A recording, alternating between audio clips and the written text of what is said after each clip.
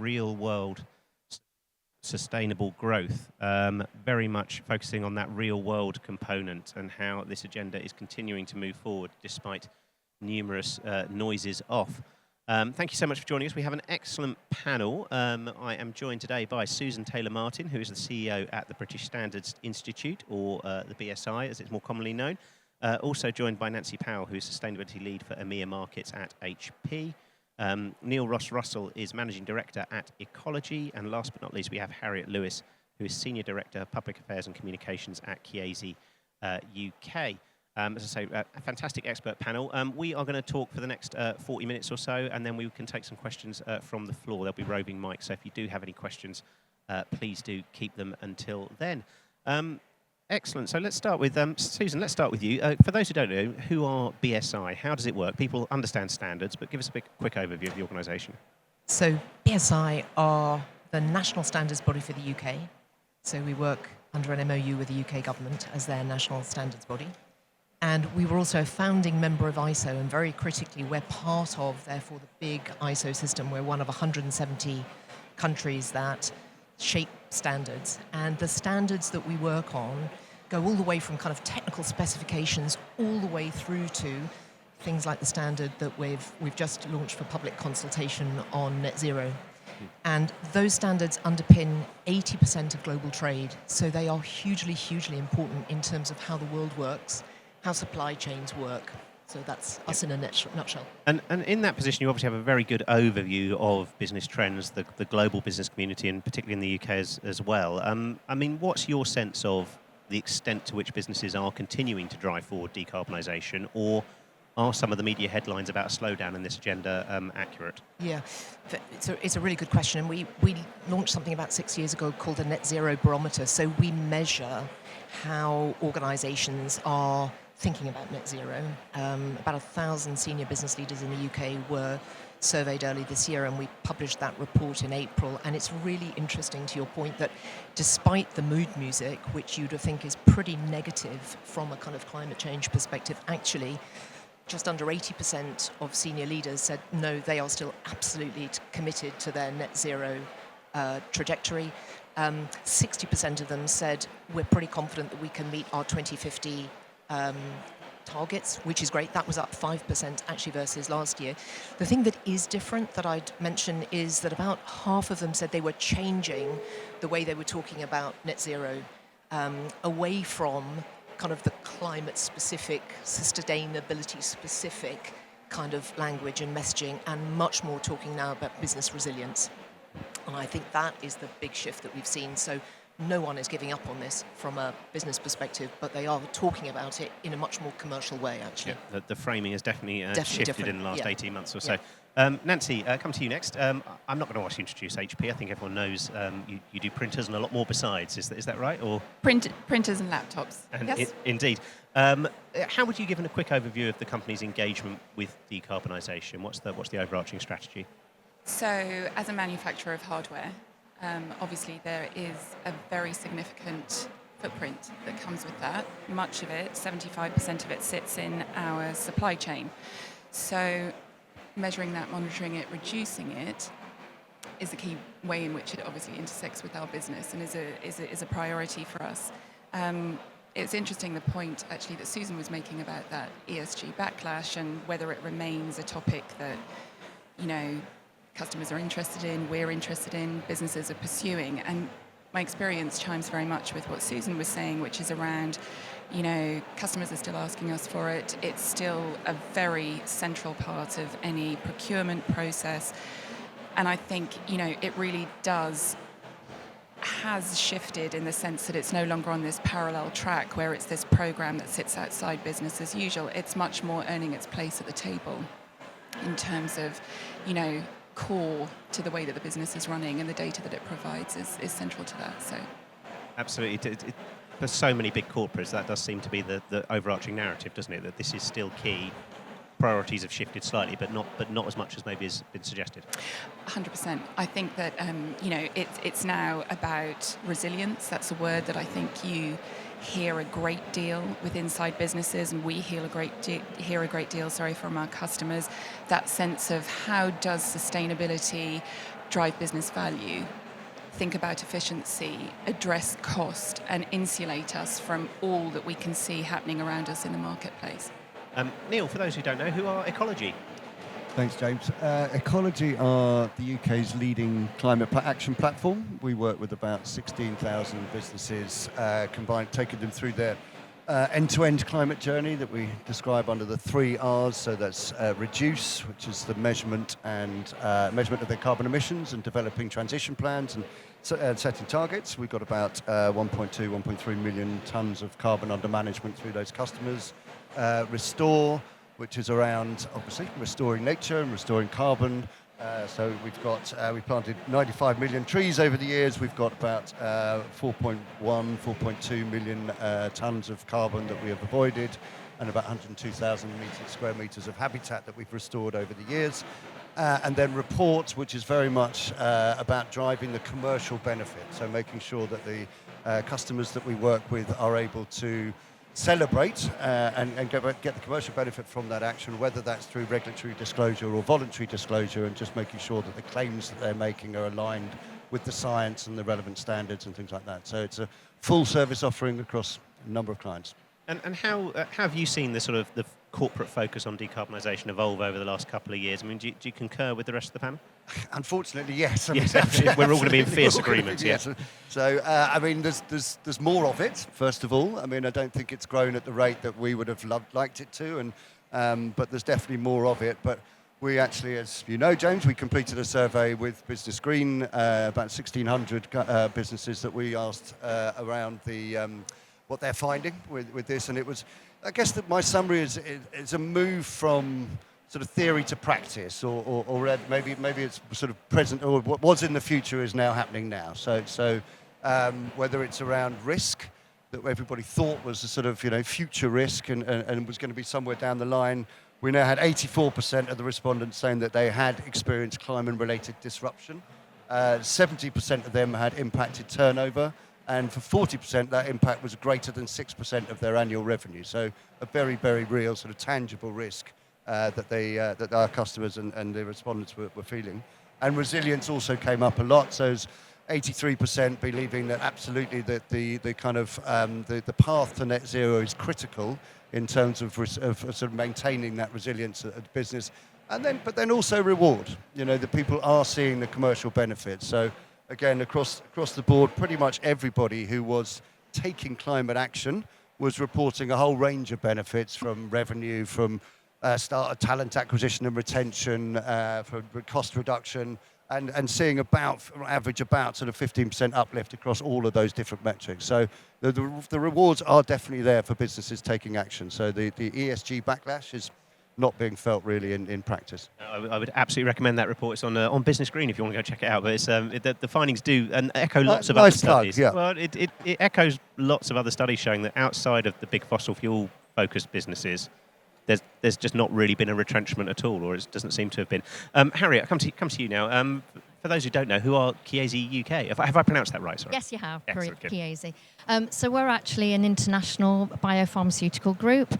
Our main office is our head office headquarters are in Parma in Italy, and our UK affiliate, the head office, is in Manchester. So Manchester's been in the news quite a bit recently, so in Makerfield, but we're not actually in Makerfield. We're down the road.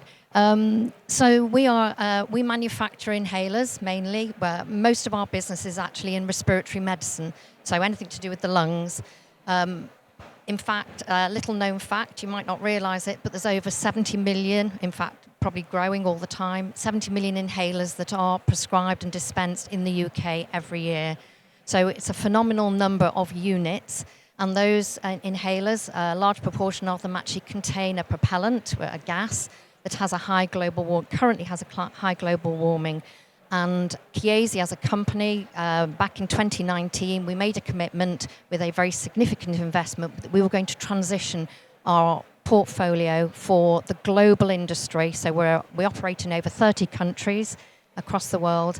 And we are going to transition our entire portfolio into a low carbon, we call it a carbon minimal inhaler. So the propellant that we are transitioning to, it actually comes from Runcorn. And we've recently, back to your question about investment, we've not only have we made an investment in actually the transition, but also fairly recently we've announced an investment into a manufacturing site with our partner Bestpac. And that's also going to be in the north of England. So I'm doing a big shout out for the north of England for the investment and the economy on the back of this transition. Quite right. You should soon have a champion in number 10, it seems. Absolutely, looking I'm that going way. for it. Just to clarify on that, so can it be done? Because this is not a well-known story, but it's a huge global warming impact, isn't it, of these billions globally of these respiratory devices. But you're saying the technology does now exist. This is a transition that can be done. It's just a case of getting the investment in. It is, and then that's really what it boils down to. Is we made the investment. So our company back in 2018, we made the investment that we were going to transition. We operate with sustainability at the heart of our business, and we're a B Corp. We became a B Corp back in 2018, and part of being a B Corp is about shared value. And shared value and sustainability are at the heart of what we do. And we were prepared to lead the way. And that's exactly what we're doing. We are leading the way with our transition of our portfolio. Other companies are also transitioning. They're transitioning some devices, but we've gone the whole hog. And we're doing the full portfolio certainly for the UK, and we expect to launch sort of fairly soon. So just quickly on that, what's the timetable? How quickly would you have the full portfolio across? So our the products that are in the transition phase are actually in with the regulator at the moment. So the various different regulators involved. So we're just at the hands of the regulator, but we're very hopeful that they're going to be coming out at the other end fairly soon, and they'll be in the NHS. Excellent. Fantastic news. And there's so much innovation across so many different fields that people don't think about day to day, but they are all making this transition. Susan, come back to you then. So the consensus seems to be that there is still a lot of focus on this. We're still seeing a drive for decarbonisation from the vast majority of corporates. Just give us an overview again. Why is that? What is keeping the business case robust and driving this focus, even when, as I said, you can read plenty of headlines telling boardrooms to slow down or drill the North Sea or whatever it may be? I think it is exactly what we've just discussed on the panel in Microcosm is exactly what's happening in the market. And I think businesses understand. I think they get a bit frustrated with this business case for sustainability. I think we just understand that we've got a whole bunch of risks that have to be managed, and this is one that we really need to make sure that we've got under control. I do think there is a shift that's happening in the market that I'm certainly excited about, which is away from the welterweight of kind of regulation and reporting requirements into something that I think is going to be more structured and simplified, and that's certainly what I hope the ISO Net Zero standard will do, which will kind of take away some of the complexity, because we've got to get on with doing. So the doing is the really, really important, but I see organisations now really sort of focused on that and making sure that they've got good transition planning. It's not just kind of signing up to commitments, it's just, no, we've really got to kind of embrace this in the way that Harriet was talking about, and you're doing the same, Nancy, with HP. That's absolutely what's happening. Yeah. Nancy, would you agree with that? Is that sort of reporting fatigue that we've heard about from lots of sustainability execs starting to be addressed, or is it still a bit of an issue with the sheer amount you have to get to grips with? I think that's an interesting question, because I think there is a certain amount of fatigue, but it's bumping into a sense that reporting is driving a huge amount of data, which in the right businesses converts into insights in the business, which helps you do all the good things that Susan is talking around in terms of insulating against risk and future challenge and changing and evolving supply chains and so on and so forth. So I think we're almost at this crux point, and listen, this data causes frustration. Speaking from an HP perspective, we are at the centre of a channel of businesses through which our products move out into the marketplace. and converging on data standards, sharing that data, it passing from manufacturer through to channel business, through to customer, it is clunky and difficult at the moment, and there is huge opportunity for it to be easier. But I don't think the fatigue is converting to let's not bother. It's actually, how do we do it better? How are systems and tools in place to help us with this? How do we get the right data of the right quality into our ecosystem to help people make better decisions? So I think we're at a painful moment, but it's maybe not fatigue, it's just frustration with tools, instruments, organizations not talking to each other in quite the way that would be maximally helpful for the end user, the businesses that use that data. And presumably here, the holy grail, if you get it right and you do start to have accurate data right across your supply chain and you can see all the hotspots and everything, then you have the foundations to do things better and quicker. 100%. I think, one of the things that, preparation for CSRD and many other things is instilling in businesses in terms of mindset is a sense that we're going to get to a point where non-financial data is available, used in the same way and cadence that financial data is inside organizations at the moment, and that will unlock huge capability within businesses. So, yeah. For anyone who's not up to speed, CSRD, Corporate Sustainability Reporting Directive, there are so many of them. The EU regulations setting standards for the largest corporates to say, this is how you report, transition plans, the whole 9 yards, basically. Do it properly. Excellent. Neil, come to you on this. I mean, again, you work with quite a wide client base. I mean, what are the drivers are you seeing? Is it cost? Is it reputation? Is it a mix of everything, I presume? Absolutely, it's a mix of everything. But I think just picking up on these points, I think the important thing is the shift that we've seen away from this being something that the sustainability or the marketing team is looking at, and actually moving it right into the C-suite, into the boardroom, and this is now a business critical issue. I think you're absolutely right. Carbon accounting is a new discipline, and it's taken time. There's been some teething problems, and it is frustrating. You're gathering data you've never had to gather before, and and I think that regulation has played a part in helping to drive this forward. But I think the standards that we're getting is absolutely critical. Standards provide the liquidity, if you like, in this market, because it means we have a level playing field. We are comparing like for like. We can almost trade on that, and those kind of standards, and I would say combined with kind of collective action. So in the supply chain, you will very often have, you'll have the 800-pound gorillas and then an awful lot of smaller suppliers, and working together to enable those suppliers to provide the same set of data through the same channels. That's incredibly important about making that market sort of liquid and allowing that data to really flow up and down. So, in terms of the drivers, we've covered it off before, it's that whole selection. But in terms of what's really sort of facilitating the growth of the market now, I think it is much more got to the point where now we need these standards. We absolutely welcome ISO coming into this market, because I think that the kind of brand that the BSI and ISO bring to this sector is incredibly important as we move into that C-suite, because it's a brand they recognise in there. They understand what they need to do to meet ISO standards. And are you seeing, again, from people who are working in sustainability, are you seeing that claim that we're seeing better integration between the different standards working? Because we're not seeing standards drop out so much. There's still a big acronym soup of different organisations, but are we seeing that promise of interoperability coming through? I can see you want to come in too, Susan. You go first, Susan. I feel I should probably defer to Susan. Let's defer to Susan. But is it working?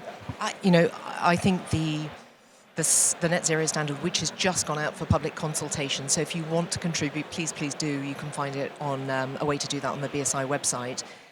I think that is a really important move, because all of the organisations that contribute perhaps to that alphabet soup, but who all play really important roles, and important kind of different frameworks with different perspectives.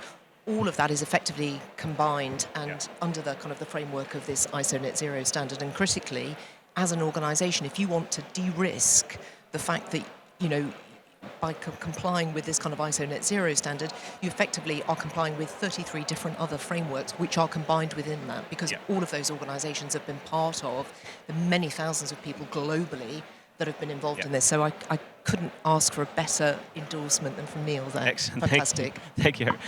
Harry, I'll come to you on this. Again, working with a large company, what are you seeing as the drivers? You mentioned there you made a strategic decision as a business to go all in on this, whereas maybe some of your competitors are doing one product at a time or a trial. Yeah. What's driven that? What's the rationale? The overarching driver, and I'm going to get a bit sort of existential on this, is the fact that the climate crisis is a health crisis. The evidence is now unequivocal. The increase in temperatures and all the consequences of the climate change are actually having an effect on people's health. So we're seeing, and in particular, we're a respiratory company. In particular, we're seeing this mostly borne out in increase in respiratory diseases. Yeah. So therefore, as a respiratory company and being a leader in this field, we feel it is the right thing to do to transition, to support the NHS. We are a partner to the NHS. The NHS has set out its own framework for achieving net zero, and they have a very robust framework for all their suppliers through the NHS Evergreen. And we believe that's the right thing to do. We want to be a responsible partner. And we're also embedding this within our supply chain so that we expect the same thing from our suppliers. So it goes right the way across the whole supply chain. And by transitioning, we're doing the heavy lifting on this. So we're transitioning our product so that it becomes much more sustainable for the future. Patients won't notice any difference.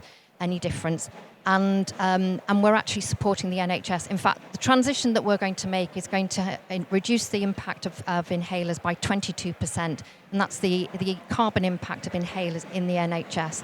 So it's really quite a significant impact on reducing the carbon impact or the environmental impact.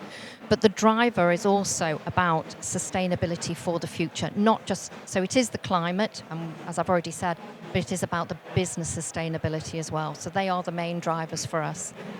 Can I just also come in on the standards? Yeah. I love the standards, because what it's actually doing is we've actually had a situation in the NHS where the NHS want to have all this information to give their prescribers the information they need to make the right choice. But actually, it's just been a bit of a free-for-all, comparing apples and oranges. Actually, now that we've got some standards, I wholly welcome the new PAS 2090 that the NHS has been involved with. That will really help to set the standard, and everybody can then sort of get on board and sort of really change and support the NHS to achieve their ambitions. Absolutely. Nancy, can I ask you, I want to move on to the big question of how you can sort of catalyse wider change, particularly with a corporate such as yourself in your supply chain, and working with your wider, and actually your customer base as well, the whole sort of value chain of an organisation. Can you just give an overview of kind of how you're going about that? Because many people who work in sustainability always say, Scope 3, that's the hardest bit. We can look after what we're doing, but how do we convince others? I'm going to follow up on what Harriet said and also say we love standards too. Good. A ringing endorsement for standards today. Everyone loves standards. Because it makes that rollout, it makes setting parameters for your supply chain and how you are intending to meet your decarbonisation pathway and that waterfall. It makes it much easier to set a standard and say this is loosely what we're expecting and where you should be working to. And that is now something, HP did its first carbon footprint in 2013 and started then with its supply chain, engaging with them, workshopping, training, to say, this is the direction of travel that we're moving in, and we want to take our supply chain with us. Now, obviously, supply chains are relatively dynamic, but also the supply chain, particularly within tech, it's not just supplying HP. It's also, and there are organisations where you come together and those standards are sort of equalised and rolled out. And there's also other businesses within our value chain, Intel, AMD, any of the chipsets, who will be giving exactly the same message. So if you have been doing this for some time and you've been showing a direction of intent and you've been setting public targets which you're communicating to that supply chain, then over time, there's an onboarding and acceptance of that is the nature of doing business, and that is simply market access in the field in which we're working. Neil, I see you're nodding along there. Is that a familiar story? Yes, I mean, I think it's a little bit of carrot and a little bit of stick. Ultimately, you need to be going out to your supply chain and saying that we expect certain standards of our suppliers, but then you can't just leave them on their own to deliver that. You've got to be in there helping them bring it together. And I think the bit, particularly, I was nodding around, is that collective action. This is an area where ultimately, at the moment, being a kind of climate leader is a real differentiator. But if we take a more holistic view, then we need to get to a point where it's the rule rather than the exception. And if we're going to get there, then really we need to be collaborating rather than competing with a lot of our with other people in the industry, so that we are setting those same standards right across the supply chain for everybody in the industry, so that don't end up with the SMEs having to report different levels and different information and different processes. So that sort of collective action can be incredibly valuable to help bring that supply chain up as a whole and get them to the right standards. Harriet, you're a supplier to a very big organisation in the NHS. I mean, what does good green procurement look like? What are you looking for that can help you make the changes you need to make? For our suppliers, or for us to supply into the NHS? Yeah, from the NHS from down the to NHS. you, as a client. The Evergreen framework is part of their net zero roadmap, and it's a really robust framework. It actually goes into quite a number of different components. In many ways, it's actually quite similar. If any of you are familiar with the B Corp assessments from B Lab, there's actually quite a lot of similarity. So it's not just looking at carbon. So carbon is a very strong component of it, but it's also looking at the way your company actually operates and does business. So and in terms of some of the ethics and philosophy and business practices that your company is doing. One of the things in particular that we've actually had to modify, we thought we were great, but actually one of the things we had to modify was our modern slavery policy. So that's how wide it goes into with the Evergreen framework. And these are the sort of things that we will then replicate with our suppliers. And the NHS is actually I think they've done it really well, because what they're saying to companies is, it's not that we won't contract with you, but you have to improve. You have to improve, and therefore they're setting the bar really high. And they're saying, certainly to the SMEs, they're giving them a little bit more latitude. But actually, for larger companies, that we've got no latitude. You either do this, or we don't contract with you. Yeah, absolutely. It's really cut and dry. And Susan, presumably that there does have to be a stick here, though, doesn't there? The organisations that set those procurement standards do then have to stand by them and say, hang on, if we've given you 3 years, 4 years to improve and you haven't, then there will be a penalty. Otherwise, it can fall down quite quickly if that robustness isn't there. Yeah, I do think the robustness is super, super important. And I feel really bad coming back to the ISO Net Zero standard. Apologies, but there is a robustness there in terms of it is the first international verifiable standard, and the reason it's verifiable is we're part of what's called the national quality infrastructure. It's actually part of a global quality infrastructure, and therefore there's a whole industry of people who are accredited to check that you are indeed meeting those standards. And that's often what isn't there today, which is actually there's no one checking, and there's no one checking the checkers. So this is quite important, because this is how you get into kind of greenwashing, is if you don't have a system. And so that kind of the reason ISO is so important is there is a whole global system that underpins that. And what I found fascinating actually from this conversation, Nancy, as you were talking, is that the suppliers that you're working with are used to working with these ISO standards on quality, on health and safety, for example. And so being able to introduce something around net zero is completely natural to them. They'll know exactly what to do. And it does show exactly what we were saying at the beginning, perhaps, of the panel, which is this isn't something that's happening on the side of organisations. It is absolutely now part of BAU. And I think that's an incredibly important step forward, because this is where we get systemic change. It's not a nice to have, it's fundamental, and we've baked it into our BAU processes. I see. And we've talked quite a lot about sort of risks and standards and the like. Nancy, I just want to come to you on the opportunities that there are here as well, because presumably if you get this right, both in terms of your internal decarbonisation and the decarbonisation of your supply chain, that you should start to see lower costs, better performance, etc. Are you seeing that, or is this still, when you take this to the CFO, sometimes a bit of a challenge? Well, in the first instance, the opportunity for a company like HP is your ability to win business. So the opportunity is you have to participate we're looking at a procurement process which might have a sustainability weighting from 5% to 25%.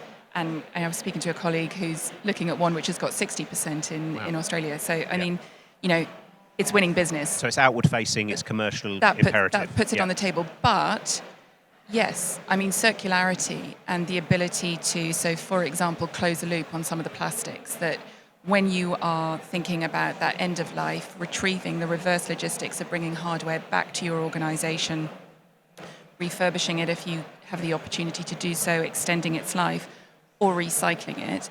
There are now plastics, but also copper and other materials where within HP we've completely closed the loop. So, I mean, these are huge efficiencies for us as an organization. And the more robust those systems get, the more those recycling programs that have been retrieving ink cartridges since 1992 begin to join into the kind of ecosystem of services and around us, the more we will see those opportunities materialize. I mean, if I put on my sort of environmental campaigner hat, though, then I'd say there's still a tension here, though, isn't there? There's still an attempt to grow, or sometimes still use single-use plastics or whatever. I mean, how do you sort of respond to those critiques that we're still not moving fast enough on this stuff? I mean, I think there is that tension. I see it and feel it myself, which is a sense that you're trying to innovate and find new markets for that hardware, and there's also this offer of refurbished hardware, and how do you think about that? And a very simple way in which I suppose we're beginning to see it, and you've seen it in the mobile sector as well. People are very, very kind of having a second-hand mobile, a second-hand car. There are so many sectors which point to the fact that this is completely normalized. Now, one of the things that you can see inside offices in a tech space is the amount of telemetry and insight that you can see as that hardware is being used. And you can see who is using what and how much compute power different people need within an organization. And once you start really having information on, how that portfolio is working, you can kind of go, right, okay, well, if you've got AI PCs, which you've got high compute users, you're directing your new hardware there. And your refurbished hardware there are 10,000 of the 55,000 employees at HP, like myself, using a refurbished device because I'm basically using a Microsoft Office suite and very little else. So more of that insight will open up new markets, and the refurbished market is a different market. It is not cannibalizing others. So there's kind of the message, which is for sales teams, there's enough to go around, but we have to think about how that rolls out. No, there's fascinating and underreported stuff going on in the circular economy at the moment. It does seem to have been a real shift in the last few years.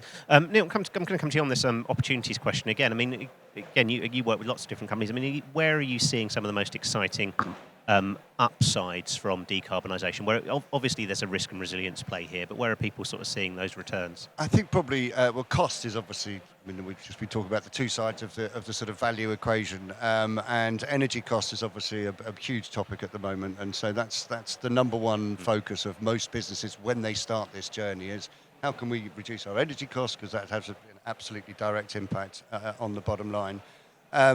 Staff and talent acquisition and retention is one that's often sort of underrated, particularly if you're thinking about it, depending on the industry you're in, the sector you're working in. But there's a huge battle to win the Gen Z, and I never quite remember if it's which Gen I'm talking about. I think it's Gen Z. They care about this stuff, and so if you can demonstrate that you are a business that shares those values, that does give you an enormous advantage.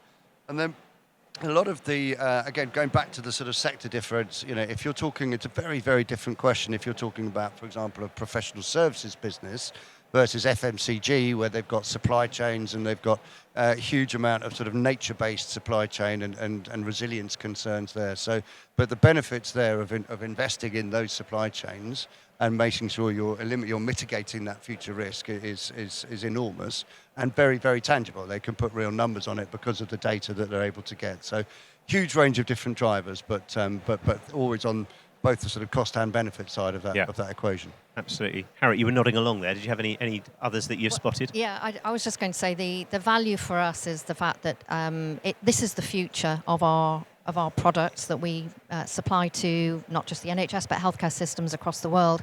And some of you who use inhalers might have been aware there was a transition previously about 20 years ago when we moved from ozone depleting substances to the low, so ozone free or CFC free.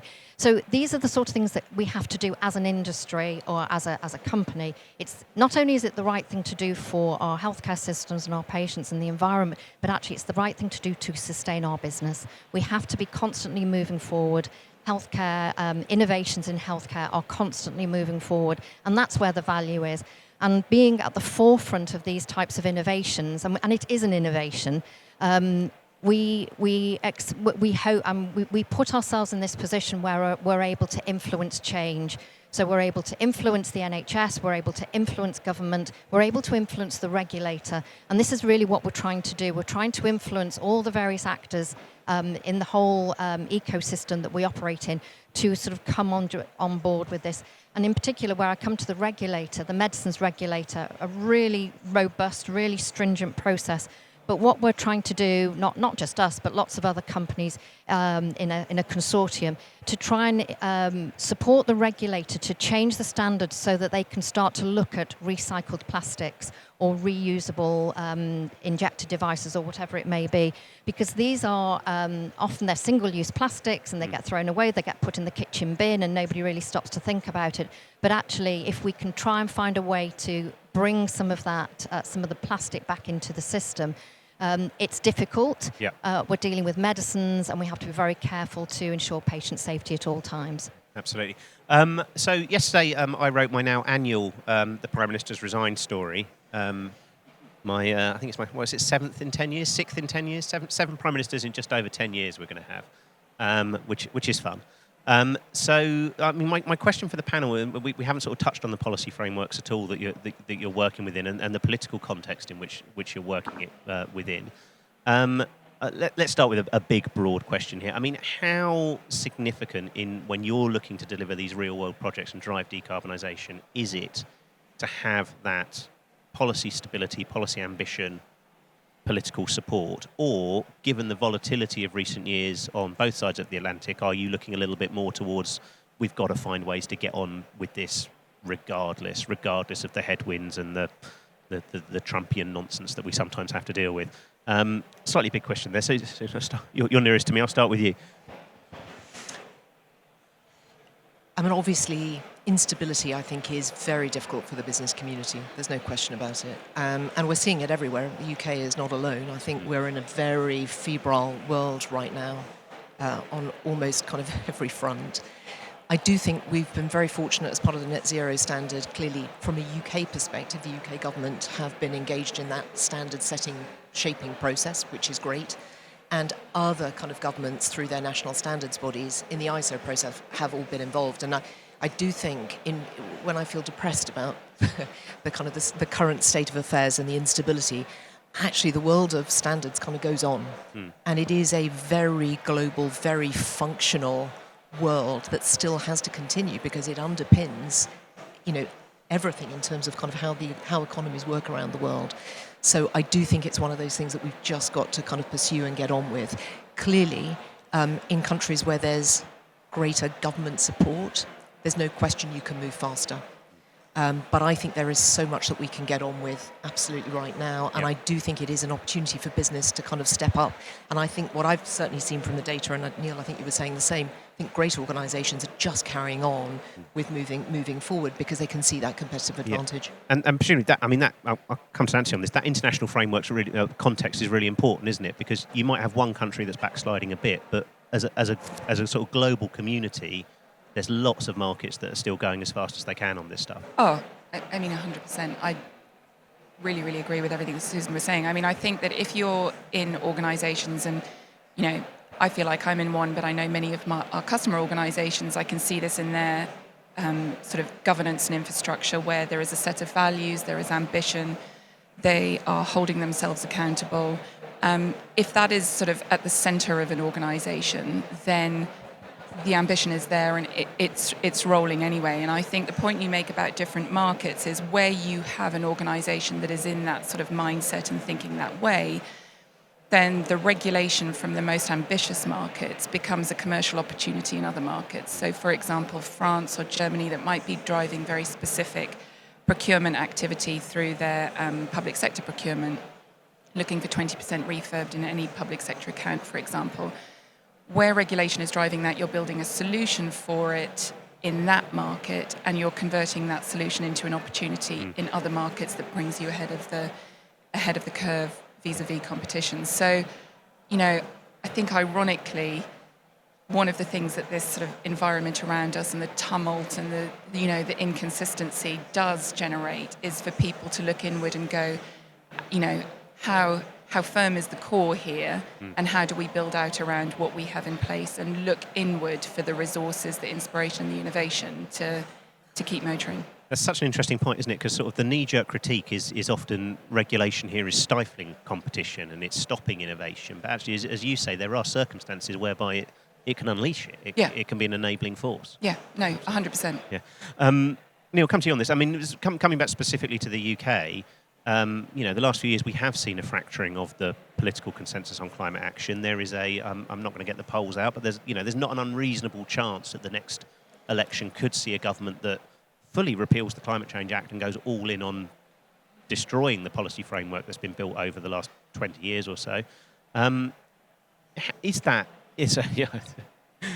you the loaded question. You get this question. Painting a lovely picture. Well, no, but is that starting to influence the decisions that businesses are making? Are they factoring in that risk, or looking at ways to be more resilient if it did happen, or crossing their fingers and hoping that it doesn't, or what? How's it playing out? Because it's a big deal. It is a very big deal. I think we said at the beginning that this progress is happening. I think what we're saying here is that it's happening more despite rather than because of the policy, or at least it would be going significantly faster with the right policies in place. I think the critical thing, it almost comes back to the benefits we were talking about in the last question, because if you have centralised, back to standards as well, if you have centralised standards, centralised policy, I appreciate that there are a few companies out there taking advantage of that competitive sort of difference in order to sort of drive their own business forward, but it actually makes for much more efficiency. What we've had over the last 10 years is every individual business trying to assess their own standard, trying to assess on their own where they should get to. And if you go back to that, the value proposition, if the cost of you doing this action is higher, then it outweighs that benefit. So if there's one centralised approach, so back to collective action as well, one centralised approach that says this is the policy, this is what we expect businesses to do in this country, that actually takes cost out for pretty much everybody, because it allows everybody then to go, okay, well, I know I just need to meet the ISO standard. That's something I'm familiar with. That's something it doesn't feel so scary. So it changes that value proposition and really drives it forward exponentially. So it is a concern. It's definitely a concern that the sort of factoring of opinion and the growth of the other side, if you like. But as I said, that progress is happening anyway. But I think it would certainly be accelerated with more favourable policy. Whether or not the extent to which it decelerates if a change of government happens in that direction. Let's cross our fingers and hope for the best. Well, it's interesting. You speak to people within Labour who want to be doing more on this stuff, and they make precisely that case. Is we want it lock in as much as possible, as quickly as possible, normalise electric vehicles, normalise heat pumps, so that if someone did try to unpick it, it would be a lot harder, and make these markets established and prosperous almost slightly regardless of the policy. But let's not understate how challenging things could be. It's going to be a very interesting couple of years for the new Prime Minister. Yeah. Cool. Sorry, Harriet, come to you on this. I mean, any sort of, what can policymakers be doing better? As a business, working day to day, what would you like to see more of? Yeah, what we'd like to see is... So we operate in a global market. So although I'm very much sort of UK focused, our inhalers are manufactured, as I've said, in the north of England. Not getting my little plug in again. But we operate across all these global markets. So what we want to see, and I'm going to bring out the Europe card here. We've got UK regulations that are not in line, are not keeping pace with Europe. Yeah. And in particular, the propellant that I mentioned earlier is a fluorinated gas. There are F-gas regulations.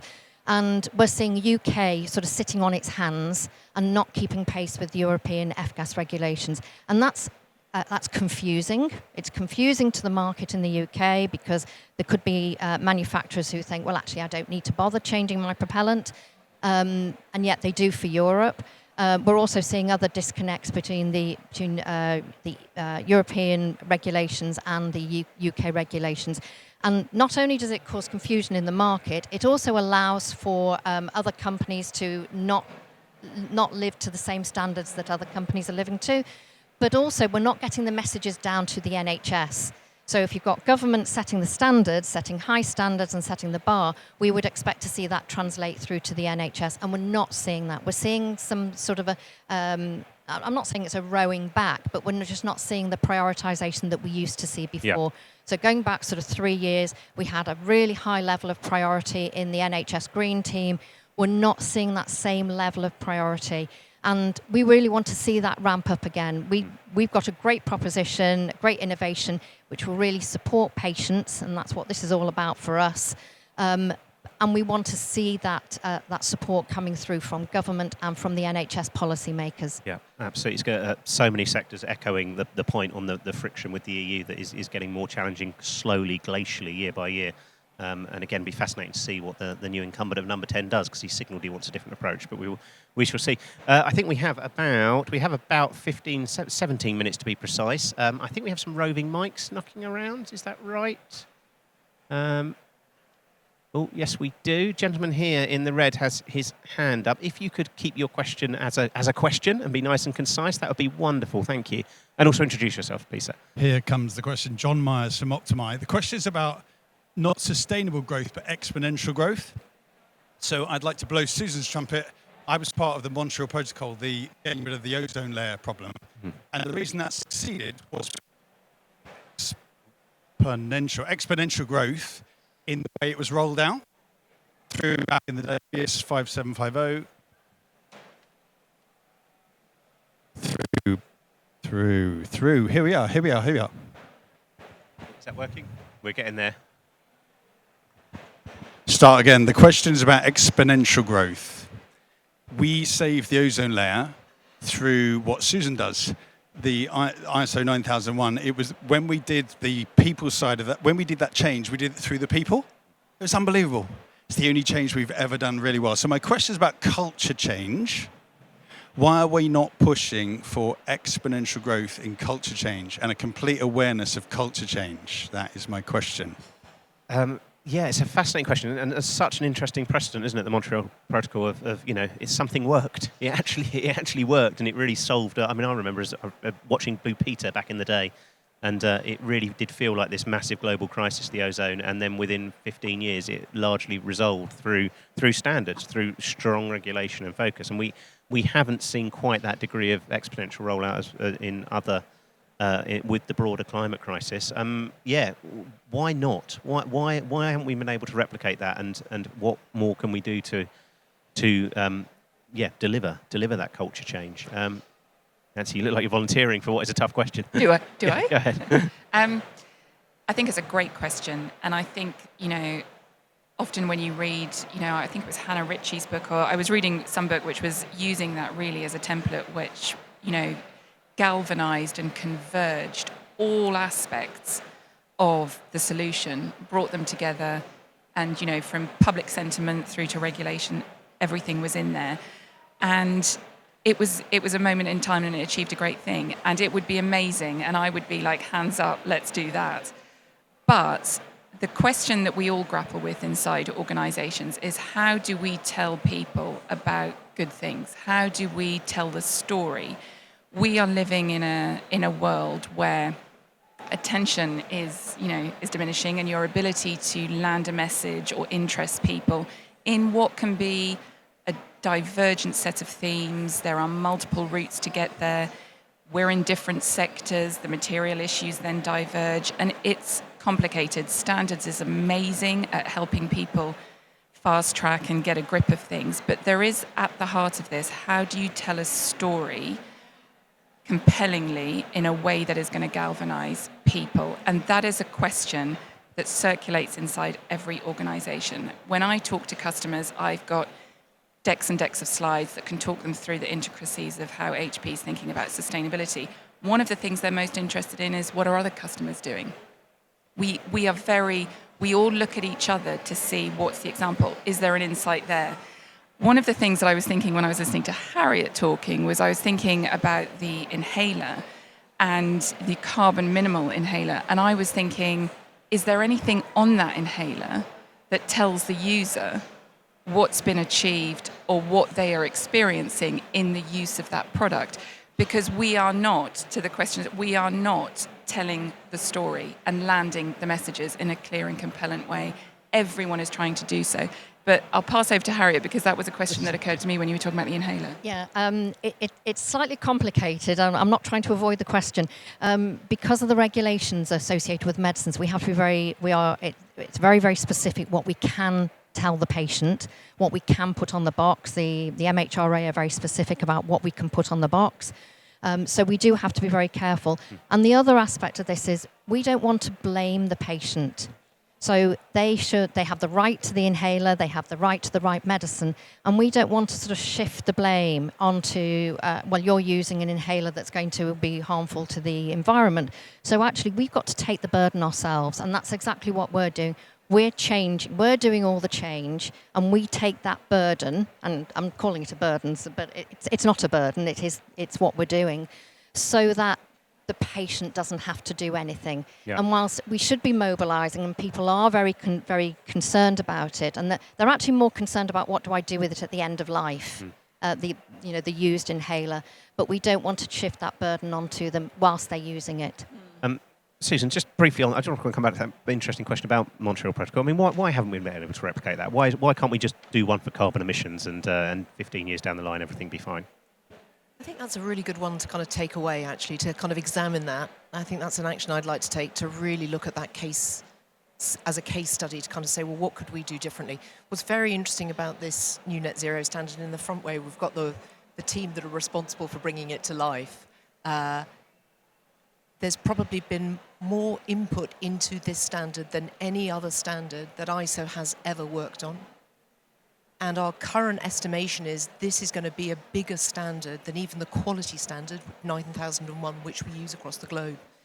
So it may be that this is a little bit of a catalyzing opportunity. So let me take that as a challenge, because how could we start to use that in a really global way? Because it is something we can all get behind. I mean, for what it's worth, my take would be that unfortunately it's harder. It was one gas that was very, very, very important. Not belittling it at all, but carbon dioxide and fossil fuels are the foundations of the industrial economy, so it's harder. But the exciting bit is now we have the alternatives, which we didn't have 20 years ago. So maybe now you could map out a path to say we have to get rid of this, which is obviously what the UN process is. We'll be arguing about again in December of can we get a roadmap to actually stop using these fossil fuels because we have alternatives. Sorry, I'm the chair. I'm not on the panel. I should be quiet. Any further questions from the floor? We have 5 minutes or so. Oh, you need the microphone for anyone with any burning questions. Yes, we do. Lady down here on the left.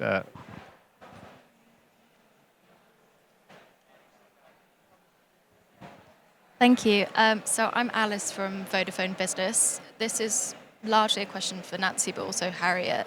We talked about decarbonisation and end of life. I just wondered if you were considering sustainability in the design phase of your products, and if you are, how are you going about doing that, really?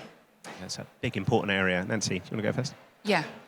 Well, thank you for the question. It's so the whole process for circularity starts at the design phase. So there's a team that are looking at all the hardware and thinking the design, and it's interesting actually, because it's almost like the designs come full circle, and very much in laptops and in printers you're going back towards modularity.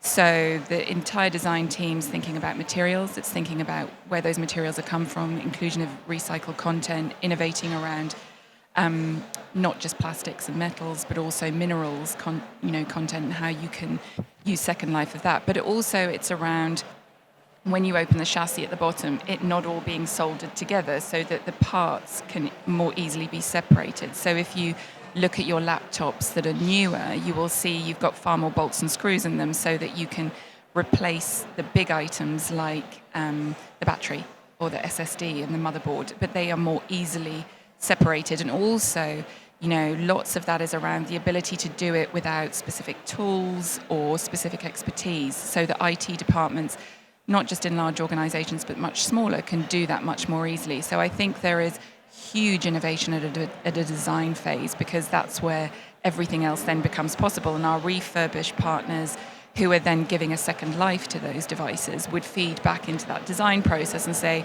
by the way, every time we get an HP laptop back, the corners look rubbish. Can you do something about the corners? Because that's a much easier problem to fix at a design point than it will be much further down the line when they're refurbishing it. But yes, I mean, it all starts with design. It's central. Yeah, Harriet, similar question to you, Yeah. same question to you. Yes, absolutely. So our R&D processes are all about ensuring that we take sustainability in from the very outset. So we also have, besides the inhalers that have a propellant in it, we also design, manufacture, develop inhalers that don't have a propellant in it. So they're known as dry powder inhalers. So actually making sure that we're finding solutions for patients to meet the patient's needs, that actually we incorporate the sustainability from the very outset of the design phase. But also in the manufacturing. So where we are using a propellant and the propellant may leak during the design, during the filling phase, we have various different, I'm not in the manufacturing industry, but basically there's abatement processes in place to make sure that the leakages are minimized. And even in the valves that are used in inhalers, making sure that the valves are efficient so that the leakage is as minimal as possible and the patient is getting the dose that they need with the smallest amount of actual medication, but also the smallest amount of leakage. So yeah, all the way through. Excellent. I think we have time for maybe one last quick question, if anyone has a burning final question. It's too dark to see. I can't see any hands up. Okay, I will. I'm a journalist. I'll just keep asking questions. That's what I do. Jake, Sorry? can I just go back on something about culture? Oh yes, no, go Sorry. ahead. Of course. Yes, culture. So we've talked about culture of the consumer, but actually there's also internal culture as well. And whilst we can't necessarily influence our patients, we can influence our employees. And that's exactly what we do. So we build sustainability into our reward and recognition processes within the business. So our carbon reduction plan and we have a carbon budget. And we're also extending the carbon budget into our business travel. So we're starting to make changes in people's behaviours within the business. And that's also part of the cultural change. One question I wanted to wrap up on, Neil, I'll come to you on this. I think this is a really important part of the title is How Businesses Are Driving Decarbonisation and Real World Sustainable Growth. And we've touched on a lot of the challenges here in terms of getting suppliers on board, in adopting standards, policy making in particular, the political context. Is part of this how we get better at showcasing what is being done, the good things that are being done, and what can we do to do that better? Because it does seem like, and Business Green and Ecology, and we work on this stuff every single day, it does feel like it's still underplayed, the changes, the scale of the change, the pace of the change that is happening. I think, yes, I think that for a business that is a real leader in this world and can demonstrate credibly, obviously, without greenwashing and all those things, then there's huge amount of benefit that is they can unlock by being able to really, really demonstrate that leadership. Excuse me. But I also, at the same time, I go back to if we're trying to sort of really normalise this, then we need to be able to do it not just for individual businesses and trying to differentiate, but to do it at a collective in a collective way. So there's a couple of initiatives that we're involved in. So, for example, we work with BAFTA on the Albert TV and film production certification. So we work across an entire industry there, with small production companies that are producing for most of the UK broadcasters. So if you see at the end of a BBC show or Sky TV show, you'll probably have seen the sort of footprint logo. That's something that we're doing at an industry level. and actually bringing the whole industry together. We just announced one in the last couple of days with Tech UK as well. So the whole tech industry all paying into a collective UK Carbon and Nature Fund. So that's about not celebrating individual business success, which is incredibly important if you want to differentiate. But going forward, we need more of this sort of collective action where it's not reliant on the individual business to sort of do that celebration, but it's the industry associations, policymakers, back to the standard. It's everybody working together to really change the culture, I guess. It's going back to saying that this is not just about how you differentiate your own business, it's how we move the entire industry forward. Yeah. Susan, similar question to you, going back to where we started, that we've got this ESG backlash. Is there a risk that if we're not being more vocal about what we're doing, then this sort of vibes-based ESG backlash becomes almost a self-fulfilling prophecy, that if there isn't a sort of stronger pushback from a lot of the businesses that are currently kind of slightly keeping their head below the parapet?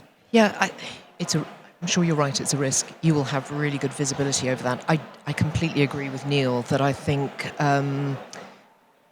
we have certainly seen in our clients that we work with from a kind of an assurance and certification perspective, a lot of interest, interestingly, from groups, so industry groups coming together saying we need to sort this out.